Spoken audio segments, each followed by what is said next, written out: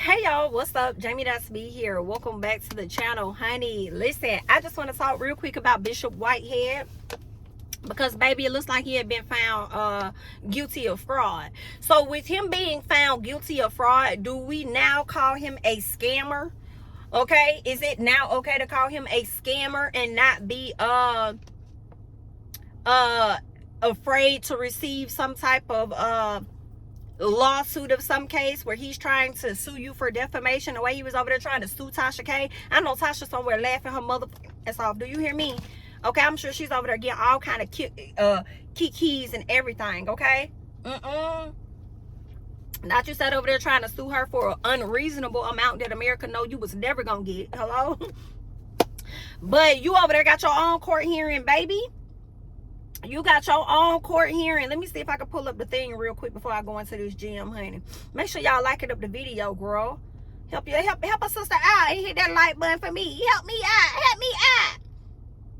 out. Let's see. New York Times, okay? They're saying Bling Bishop, who boasted of ties to Eric Adams, is convicted of fraud. Lamor Whitehead was accused of using $90,000 of a parishioner's retirement savings to buy luxury goods and trying to force a businessman to lend him $500,000.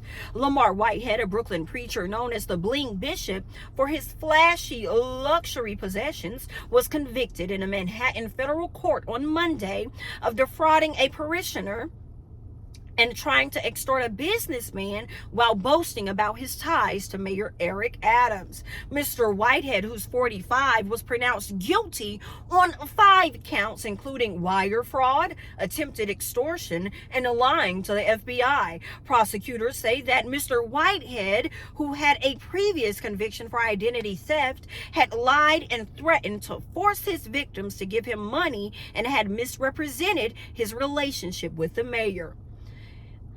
All right, the prosecutor says he was lying about the access. He was lying about the influence. He was lying about all of it. Okay, girl, the way he kept coming down to social media, honey, doing videos and baby, it's giving, they called you a liar.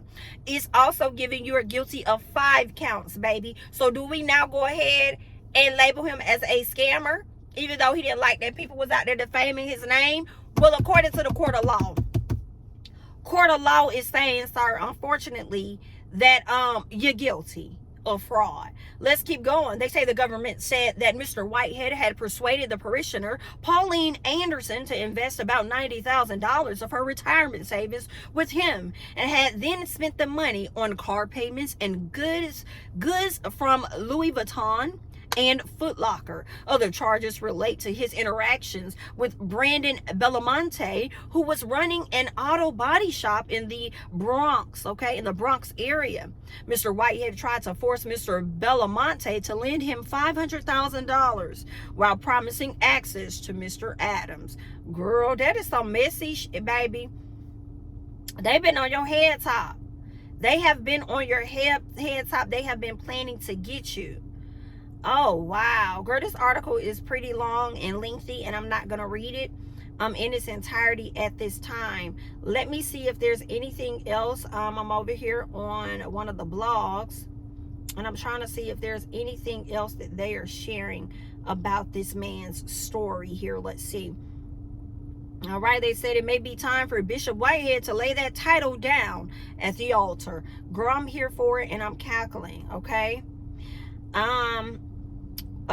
Assistant U.S. Attorney Jessica Greenwood says the defendant was trusted by many in his community. He was the bishop of a small church in Brooklyn and a self-described businessman. He was a friend to the mayor of New York City. She says Whitehead abused the trust of his congregation and lied to them about knowing powerful figures in Hollywood. Also, he could get his little greedy hands on their money. What makes this even sadder is that he targeted an elderly mother of one of his members. Wow. He convinced her to give him $90,000 of her life savings. Girl, ma'am, you live life longer than us. You should have been able to see through him. But you know, he preyed on you because you was vulnerable, girl. Woo, child, he promised to use the money to buy a fixer-upper home that he would renovate for her to live in. And she believed the defendant, a man who by that time had become a mentor and spiritual advisor to her son. Girl, just capping. He didn't do anything of that. He didn't do any of the sort. He spent the money on designer clothes and a BMW instead. He even tried to extort a car repair man for a $5,000 job. That's what they say. His schemes didn't stop there. He even created fake bank documents to get a Now, what in the Legion? What in the Legion? Girl, he even created fake bank documents to get $250,000 loan. This man thought he was Simon Guabadia or something. This is according to the neighborhood talk. No, baby. This man thought he was Legion. No, he is a Legion. That's what it's given. Child, this man is facing 45 years in prison. Do y'all know he came to social media to give us his 2 cents? This is what he said.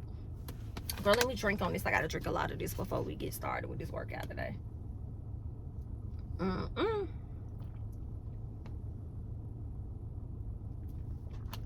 Boo, child. This man, I'm put this up, y'all. This man says, the story isn't over. It's just a new chapter. Stay tuned.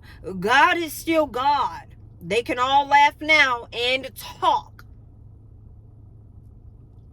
After this, Jesus will still get the glory. Stay tuned for this new chapter called Truth and Vindication. Sir, you have been on this journey in this chapter of truth and vindication for a very long periodically time, and at this point we just want a whole new fucking book.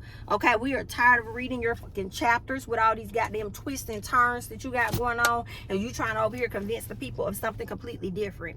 Okay, we're tired. We starting out the chapters already knowing how to for the end. Baby, the book is over. Give us a new book.